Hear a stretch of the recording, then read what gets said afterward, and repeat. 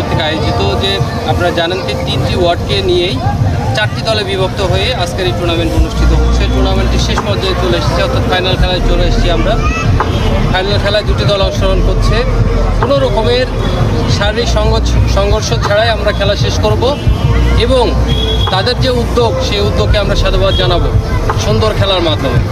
কেননা এই খেলা প্রতিবার অনুষ্ঠিত হোক, বছরে 2বার হোক, 3বার হোক, 4বার হোক, আমাদের অনুরোধ থাকবে কোনো রকমের শারীরিক সংঘর্ষ ছাড়া আমরা খেলা শেষ করব, সেই প্রত্যাশা উভয় দলের প্রতি রাখছি।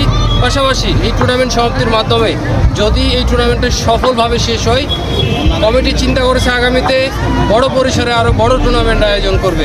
আমরা প্রত্যেকেই প্রত্যাশা রাখি এই মাঠে খেলাধুলা প্রচলিত থাক এবং ভবিষ্যতে বড় থেকে বড় টুর্নামেন্ট এই মাঠে চলুক, সেই প্রত্যাশা রেখে আমি আমার কথা শেষ করছি। সকলকে ধন্যবাদ।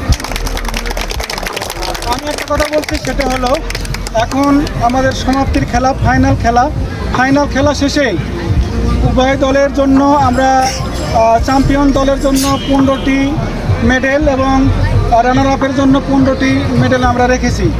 আর যদি অতিরিক্ত খেলোয়াড় থাকে তাহলে আমরা উভয় দলের কাছে আমরা চাইবো 15 জনকে আমরা